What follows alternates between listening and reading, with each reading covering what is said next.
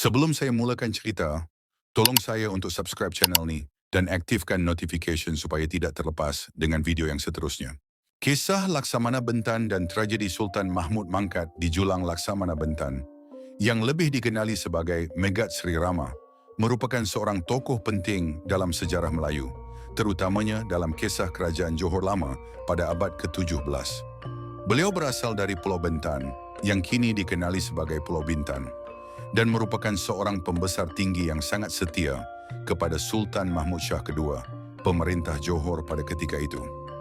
Laksamana Bentan dikenali sebagai seorang panglima yang gagah berani, bijaksana dalam pentadbiran, dan disegani oleh rakyat serta para panglima istana. Kisah tragis ini bermula dengan sebuah peristiwa yang pada awalnya kelihatan kecil, tetapi akhirnya membawa kepada kejatuhan seorang sultan.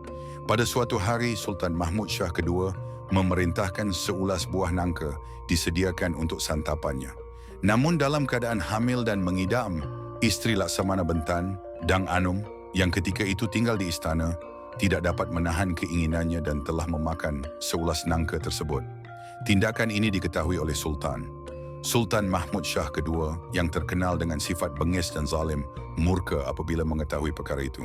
Baginda memerintahkan agar Dang Anum ditangkap dan dijatuhi hukuman yang amat kejam. Sultan Mahmud jika telah dihasut oleh pembesar supaya melakukan hukuman yang berat kerana mendakwa tindakan itu sudah menjatuhkan maruah Sultan.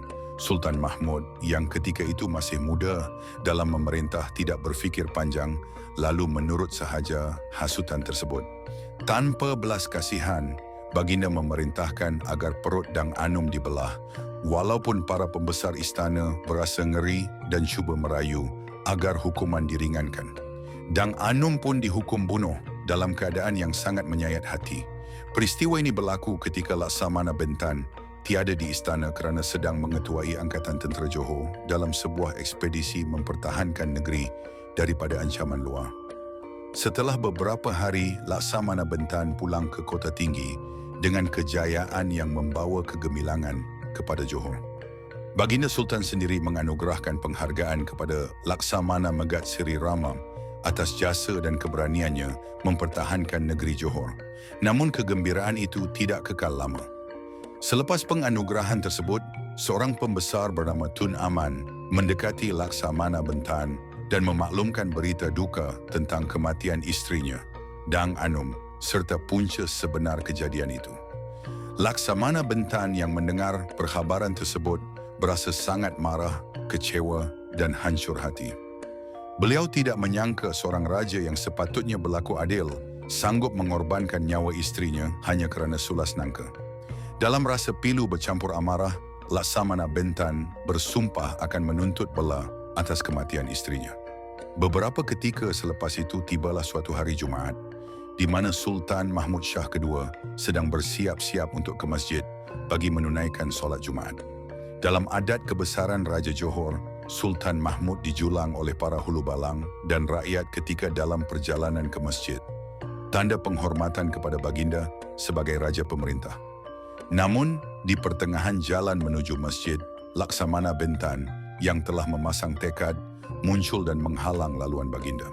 Dalam suasana yang tegang dan disaksikan rakyat serta pembesar istana, Laksamana Bentan melaungkan kata-kata yang sehingga kini masih dikenang. Raja adil, raja disembah; raja zalim, raja disanggah. Dengan keberanian dan hati yang remuk, beliau lalu menikam Sultan Mahmud Shah II dengan kerisnya. Sultan Mahmud yang terkejut dan kesakitan tidak berputus asa begitu sahaja. Dengan kudrat yang masih ada, Baginda menyentap keris di pinggangnya lalu melontarkannya ke arah Laksamana Bentan. Laksamana Bentan terkena keris tersebut dan mengalami luka parah. Akhirnya, Sultan Mahmud Shah II mangkat di situ, dikenali dalam sejarah sebagai Sultan Mahmud Mangkat di Julang, kerana Baginda dibunuh ketika sedang di Julang menuju ke masjid untuk menunaikan solat Jumaat.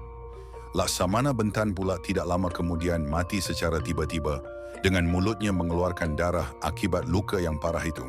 Kematian Sultan Mahmud Shah II meninggalkan kesan mendalam kepada sejarah Johor dan masyarakat Melayu. Tragedi ini bukan sahaja menandakan berakhirnya satu era pemerintahan, malah menimbulkan pelbagai cerita dan sumpahan yang diwarisi turun-temurun. Sehingga kini, terdapat kisah-kisah daripada orang-orang tertentu yang mendakwa mengalami gejala sedemikian apabila melanggar sumpahan itu, walaupun hal ini tidak pernah dibuktikan secara saintifik. Bagi sesiapa yang mengalami gejala muntah darah, sudah tentu nasihat perubatan moden adalah agar segera mendapatkan rawatan di hospital. Sebagai memperingati jasa dan peristiwa tragis itu, makam Laksamana Bentan terletak di Kota Tinggi, Johor. Makam ini dikenali sebagai makam Diraja Bukit Batu, dan tempat ini telah dijadikan sebagai salah satu tapak warisan sejarah oleh Kerajaan Negeri Johor, serta diiktiraf juga oleh Kerajaan Indonesia sebagai tapak warisan sejarah mereka. Makam ini menjadi bukti fizikal kepada kisah keberanian, kesetiaan, dan juga pengajaran tentang keadilan serta kezaliman dalam sejarah bangsa Melayu. Kisah Laksamana Bentan dan Sultan Mahmud Mangkat dijulang terus hidup dalam cerita rakyat, hikayat, dan juga pelbagai catatan sejarah, menjadi teladan bahawa keadilan seorang raja adalah kunci kepada keharmonian negeri, dan kezaliman hanya membawa kepada kemusnahan serta penderitaan.